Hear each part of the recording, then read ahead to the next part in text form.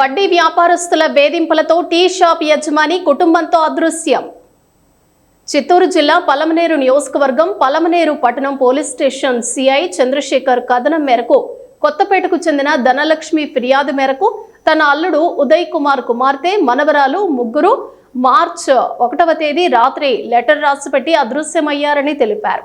ఘటనపై కేసు నమోదు చేసి దర్యాప్తులో భాగంగా ఉదయ్ అనే వ్యక్తి పట్టణంలో టీ షాప్ నిర్వహిస్తూ వడ్డీ వ్యాపారస్తుల వద్ద అధిక వడ్డీలతో నగదు అప్పుగా తీసుకున్నాడు. అలాగే ఫైనాన్స్ వ్యాపారుల దగ్గర ఎక్కువ మొత్తంలో అప్పులు చేసి ఉన్నాడు. వ్యాపారంలో నష్టం వచ్చి అప్పుల వాళ్లకు ఫైనాన్స్ వాళ్లకు సమాధానం చెప్పలేక మనస్తాపంతో ఇల్లు వదిలి వెళ్లిపోతున్నట్లు లెటర్ రాసిపెట్టి వెళ్లినట్లు తెలిసింది.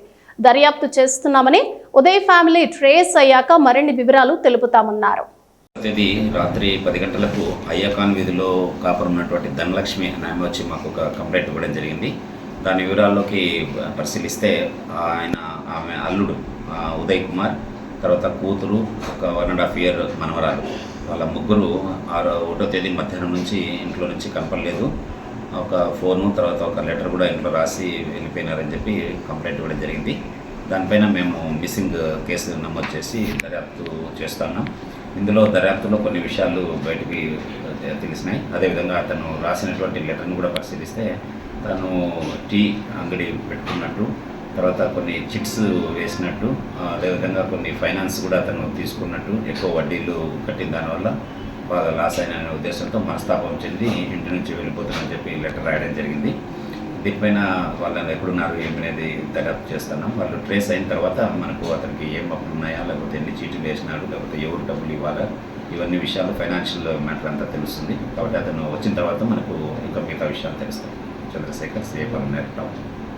పోలీస్ వైపు నుంచి ప్రజలందరికీ విజ్ఞప్తి ఏమంటే, దయచేసి ఎవరు కూడా మీరు కూడబెట్టినటువంటి డబ్బులు బ్యాంకులో కానీ దాచుకోండి తప్ప ఇట్లాంటి ప్రైవేట్ చిట్స్, అనాథరైజ్డ్ చిట్స్లో ఎవరు కూడా మీరు మెంబర్గా చేరి ఆ చిట్స్ కట్టద్దండి. ఎందుకంటే ఒకవేళ ఎవరైతే చిట్ ఆర్గనైజ్ చేస్తున్నారో వాళ్ళు హానెస్ట్గా ఉన్నప్పటికీ కూడా ఎవరైతే ఈ మెంబర్స్ ఉన్నారో వాళ్ళలో కొంతమంది కట్టకపోతే ఆ చిట్స్ వేసే మొత్తం ఎవరైతే ఆర్గనైజర్ ఉన్నాడో ఆయన మిగతా వాళ్ళకి డబ్బులు కట్టలేని పరిస్థితి అయిపోతుంది.